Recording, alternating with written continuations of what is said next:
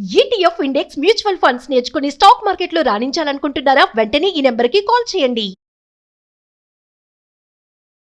నమస్తే రమగారు. నమస్తే జయ. రమగారు, మనకి వైకుంఠ ఏకాదశి ఉంది. ఖచ్చితంగా ఉత్తర ద్వారం ద్వారా స్వామివారిని దర్శించుకోవాలని ప్రతి ఒక్కరూ కోరుకుంటారు. మీరేం చేసేవారు? మీరు ఎప్పుడైనా వెళ్ళారా అట్లా స్వామిని? ఎక్కడైనా ఏదైనా ఆలయంలో దర్శించుకునే అవకాశం దొరికిందా మీకు? చాలా ఏళ్ల క్రితం భద్రాచలం వెళ్ళాను నేను. మా అమ్మ మా పెద్ద బాబా కూడా ఉన్న రోజుల్లో, ఎప్పుడో చాలా కాల క్రితం, నా పెళ్లి కూడా కాలేదు. ఒకటి ఏకాదశికి భద్రాచలం వెళ్ళాం. రష్, భయంకరమైన రష్. ప్రతి ఆలయం అలానే ఉంటుంది కదండి, ఇంచుమించుగా. అంటే అదేదో విశేషమైన ఆలయం కాబట్టి అని అనుకోవడానికి వీల్లేదు. ఇప్పుడు ప్రతి విష్ణు ఆలయము ప్రతి చోట ఉత్తర ద్వార దర్శనానికి బారులు తీస్తారు. శ్రీనగర్ కాలనీ వెంకటేశ్వర స్వామి దేవాలయానికి ఇక్కడ ఉన్న శివాలయపు సందు నుంచి ఉంటాయి. అవును, మెయిన్ రోడ్ నుంచి లైన్, శివాలయం సందులో నుంచే లైన్ ఉంటుంది. నిగమాగమ అవతల బయట వైపు నుంచి లైన్ ఉంటుంది. ఇంతే. ఇంకా మామూలుగానే ఏకాదశి ఉపవాసం ఉంటాను. ఈ మధ్య కాలంలో ఎప్పుడు వెళ్ళలేదు. ఎప్పుడు ఎక్కడికి వెళ్ళలేదు. మొన్న మన టీటీడీది ఆన్లైన్ ఇది వేశాను. అసలు ఆ ఆన్లైన్ డిప్పు ఎవరికి వస్తుందో ఎప్పుడు రాదు. నాకు 2 ఏళ్ల నుంచి వేస్తున్నాను. ప్రతి నెల ఎందుకు నీకు రాదు మానేయమంటారు మా వాళ్ళు. ఆ 18వ తారీఖు 10 అయ్యేసరికి నాకు చేతులు దురద పెట్టేస్తాయి, వేసేసేయాలి. రాదు. ఎప్పటికైనా లక్కీ డిప్ వస్తుందేమో అని చూస్తాను. నాకు అవకాశాలు ఉన్నాయి జయ, నా దారిని నేను వెళ్ళచ్చు. మామూలు టికెట్లు తీసుకోవచ్చు. ఏదైనా కొంచెం పరిచయం ఉపయోగించుకునే అవకాశం కూడా ఏదో భగవంతుడు రాసి పెట్టాడు. కానీ నేను ఈ అదృష్టాన్ని పరీక్షించుకోవాలని ఉంటుంది. అసేమిరా రాదు. ప్రతి నెల టెన్షన్గా 10వ గంటకి 1 నిమిషం ఆలస్యం చేయకుండా దానికి 5 నిమిషాలు ముందే లాగిన్ అయిపోయి కూర్చుంటా. అంత టెన్షన్గా చేసే పని నిజంగా నాకు తెలిసి ఇంకోటి లేదు నా జీవితంలో. అయినా కూడా 2 సంవత్సరాలంటే దాదాపుగా 24 నెలల పైన, 28, 29 నెలల నుంచి వేస్తున్నా. ఎవ్రీ మంత్ వేస్తాను నేను, కానీ రాదు. అలాగే ఇది కూడా వేసాను, రాలేదు. సరే, భగవంతుడు ఆజ్ఞ లేదని అంతే అనుకున్నా. దండం పెట్టుకుని మామూలుగా మన దేవాలయాలకు వెళ్తే విపరీతమైన రష్ ఉంటుంది జయ. నేను ఏం చేస్తున్నానంటే అందరూ అనుసరించే విధానమే. అదేదో ఒక టీవీ ఆన్ చేస్తారు, అలా ఉత్తర ద్వారాల్లో అక్కడ ఇక్కడ ఎక్కడో అన్నీ చూపించేస్తారు. రంగనాథుడిని కూడా దర్శనం చేసుకుంటాను. నేనైతే జయ టీవీకి వెళ్ళి దండం పెట్టేసుకుంటాను. చూస్తూనే ఉంటా. భద్రాచలం చూపిస్తారు, మన తిరుమల తిరుపతి చూపిస్తారు. ఎస్బీసీకి వెళ్తే వాళ్ళే కనపడతారు కదా. అక్కడి నుంచి మనకి చుట్టుపక్కల ఉన్న కొన్ని దేవాలయాలు కూడా కవర్ అవుతాయి. రంగనాథుడు కనిపిస్తాడు శ్రీరంగం నుంచి. వాళ్ళు ఏమేమి దేవాలయాలు వేస్తారో మొత్తం అన్ని దేవాలయాలు చూసేస్తాము హాయిగా. అక్కడికే వెళ్తే ఇంత బాగా అవుతుందో అవదో, తోపులాటలు, తనలాటలు, మధ్యలో పోట్లాడుకోవటాలు, దేవాలయాన్ని చూడగలుగుతాం. అదే మనం ఇంట్లో నుంచి అన్ని చూసేస్తాం. అన్ని చోట్లకి దండాలు పెట్టేసి అలా అనుకొని మనం తృప్తి పడాలి. నేనైతే అదే అనుకుంటా. నీకు ఎప్పుడు కూడా క్షేత్రంలో నివసించటము, నిలబడ్డము, క్షేత్రపు గాలిని పీల్చటం, ఆ వాతావరణంలోకి వెళ్ళటం, మాంసనేత్రంతో భగవంతుణ్ణి స్వరూపంతో దర్శనం చేయటం, అవన్నీ విశేషమే. సూక్ష్మంలో మోక్షం టీవీ. అంతే. ఏం చేస్తాం? నేను అన్ని చోట్ల శ్రద్ధగా దండం పెట్టుకుంటా, తర్వాత చెప్పుకుంటాను. ఆయన ప్రత్యక్షంగా చూసే అవకాశం ఏనాటికి ఇస్తావో కదా, ఎప్పటికో ఇస్తావు, వస్తుంది ఎప్పుడో. కానీ ఈ లోపల చక్కగా కెమెరా కాబట్టి దగ్గర నుంచి స్వామివారి తల దగ్గర చటా చూపించి సర్వాంగంగా సుందరంగా ఎట్లా అలంకరించారో స్వామివారిని, అంత కళాత్మకంగా ఎట్లా తయారు చేశారు ఆ ప్రతిమలు, అవన్నీ చూసేసి గోవిందా గోవింద అనుకోవటం, దండం పెట్టుకోవటం. ఏకాదశి నేను ప్రతి ఏకాదశి ఉపవాసం ఉంటారు. వైకుంఠ ఏకాదశి సేమ్ డిట్టో ఇదే. అయితే మనకి దీనికి విశేషంగా చెప్పేది ఏంటంటే, దీన్ని వైకుంఠ ఏకాదశి ముక్కోటి ఏకాదశిగా చెప్తారు. పుష్యమాసంలో వస్తుంది. ధనుర్మాసం ప్రారంభమయ్యి సూర్యుడు ధనురాశి నుంచి మకర రాశి లోపలికి నడిచే మధ్య మార్గంలో ఈ ఏకాదశి వస్తుంది. ఇప్పుడు స్వామివారు వైకుంఠంలో ఉన్న ఉత్తర ద్వారాల నుంచి కనిపించాడని, ఆ ద్వారాలని స్వామి స్వయంగా తెరిచి ఆయన అక్కడ దర్శనమిచ్చాడని చెప్తారు. 3 దేవతలకి దర్శనమిచ్చాడు, 3 దేవతలతోటి దర్శనమిచ్చాడు.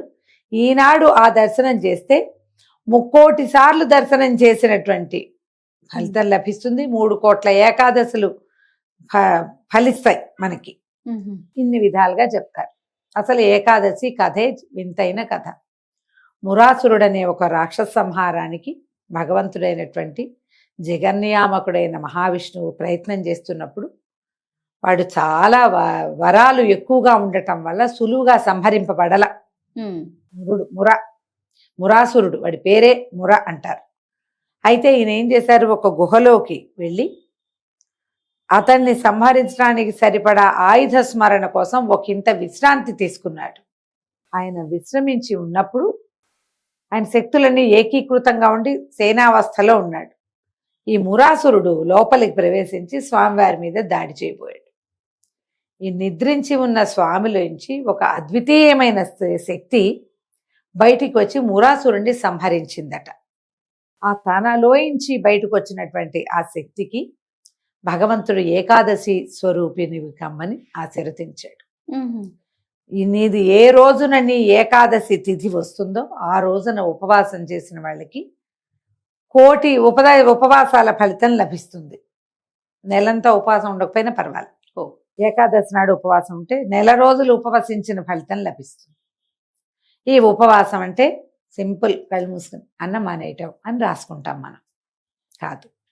ఉపసమీప వసనము, స్వామివారి అసలు ఉపవాసం అంటేనే సమీపంలో నివసించటము, స్వామివారి సమీపంలో ఉండటం. స్వామివారి సమీపంలో ఉంటే మనం వైకుంఠం వెళ్తామా? కాదు, స్వామి నామస్మరణ చేసుకుంటాం. అప్పుడు స్వామి దగ్గర మనం ఉన్నట్టు, మన దగ్గరే స్వామి ఉంటాడు. నువ్వు నామం చదువుతూ ఉంటే ఉంటాడు కదా మన పక్కన. అట్లా నామ సంకీర్తనతోటి ఉపవాసం చేయాలి. అయితే ఈ కాలంలో ఈ మురాసురుడు విష్ణువుకి దొరకకుండా ఉండడానికి బియ్యంలో దాక్కున్నాడని, ధాన్యంలో. అందుకని ఈ రోజున ధాన్యం తినకుండా ఉండాలని ఒక నియమం ఏర్పరిచారు. ధాన్యం అంటే వరి బియ్యం, బియ్యాన్ని వండితే అన్నం అవుతుంది. అందుకని అన్నం తినద్దు, తద్భిన్నం ఏదైనా తినాలి. అన్నం తింటే ఒంటికి కొంచెం మత్తు, విశ్రాంతి కావాలనిపించడం అవి వస్తాయి. జాగ్రత్త అవస్థ తక్కువ ఉంటుంది. ఈ ఏకాదశి నాడు ఉపవాసం పేరుతోటి నిరాహారంగా ఉండటం ఎంత ముఖ్యమో, జాగరణ పేరుతోటి తెల్లవార్లు నిద్రపోకుండా ఉండటం అంత ముఖ్యం. అన్నం తింటే నిద్ర వస్తుంది, అన్నం తినకపోతే నిద్ర రాదు.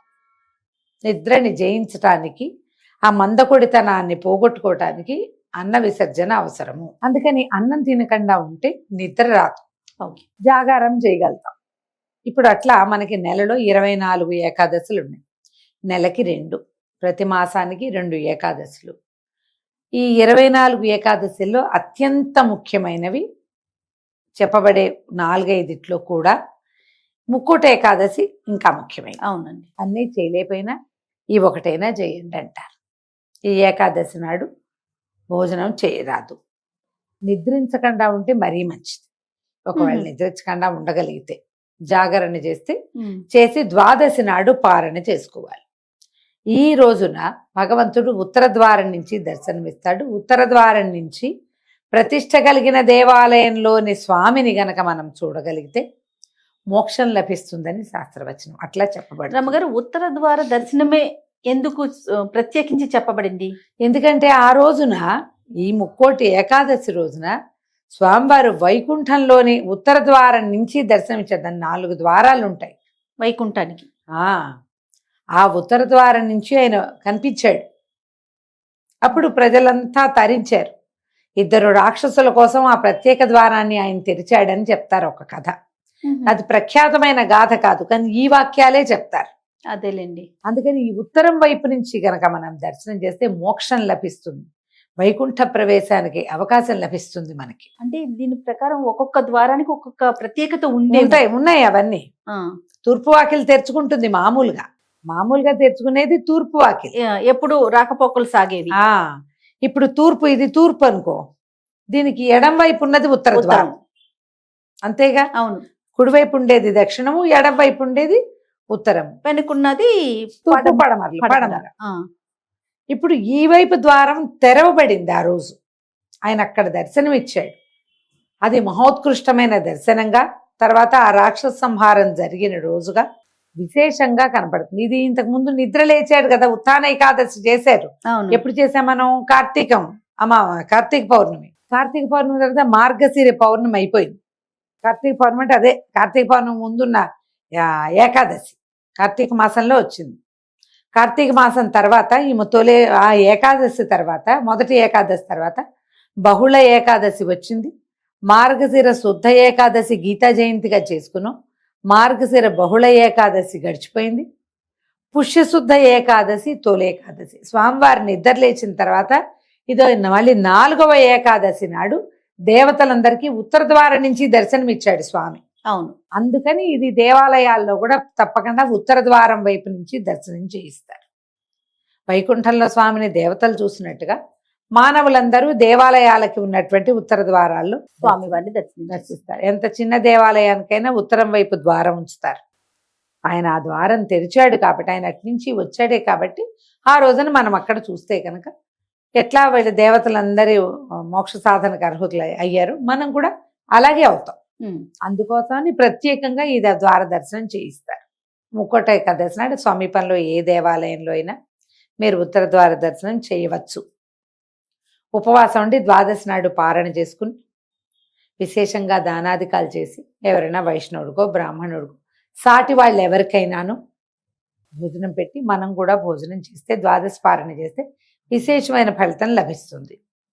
లేదా ఎవరికైనా మనం మోయనిస్తాం, అంటే మన పొత్తర్లు ఇస్తారు కొన్ని చోట్ల కదా, స్వయం పాకం ఇస్తాం.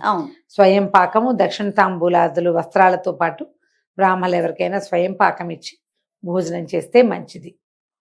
ఎవరెవరికి ఏ ఏ అవకాశం ఉంటే ఆ అవకాశాన్ని వినియోగించుకోవచ్చు. ఒకవేళ ఇంత ఉపవాసంగా ఉండలేరు, అనారోగ్యస్తులు, పెద్దవాళ్ళు, ఆడవాళ్ళు, గర్భిణీ స్త్రీలు, చంటి పిల్లల తల్లులు, ఉపవాసమే ఉండలేని వాళ్ళు ఉంటారు. అన్నం బియ్యంతో చేసిన పదార్థాలు వదిలిపెట్టినా కూడా పనికొస్తుంది.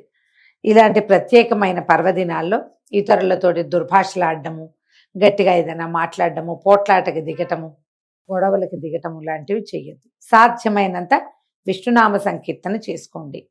విష్ణు సహస్రనామ పారాయణ కానీ, భగవద్గీత పారాయణ కానీ ఏదైనా చేసుకోవచ్చు.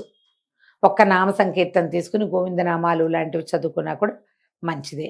మిగిలిన అన్నం, ఈ టిఫిన్ కూడా తినలేమండి, అన్నమే కావాలి, పిల్లలకి పాలు ఉండాలి, తల్లికి ఓపిక ఉండాలి, అన్నం తింటే తినండి, దండం పెట్టుకోండి. అన్నానికి మాదొక పద్ధతి ఉంది, ఒక ప్రత్యేకమైనదే, ప్రఖ్యాతమైనది కూడా. పొద్దున వంట చేసి స్వామివారికి నివేదన చేసేసేయండి. నివేదించిన అన్నం ప్రసాదంతో సమానం కాబట్టి అంత తప్పు లేదు. అందరికీ కాదు అమెండ్మెంట్, చేయలేని వారికి. నామ సంకీర్తన ఎవరైనా చేసుకోవచ్చు. ఇందులో చాలా మంది అడుగుతారు, అంటే ఇంట్లోకి బహిష్టులో చేయొచ్చా అని. అమ్మ దయచేసి అలాంటి ప్రశ్నలు అడగండి, మేము మీ విజ్ఞతకే వదిలిపెడుతున్నాము. అది సాధారణమైన వాళ్ళంతా చేసుకోవచ్చు. ఈ ఏకాదశి కుదరకపోతే వచ్చే ఏకాదశి చేసుకుందాం, అంతే. ఆరోగ్యం బాగున్నప్పుడు చేసుకోవచ్చు. అది. నమస్తే అమ్మగారు. నమస్తే.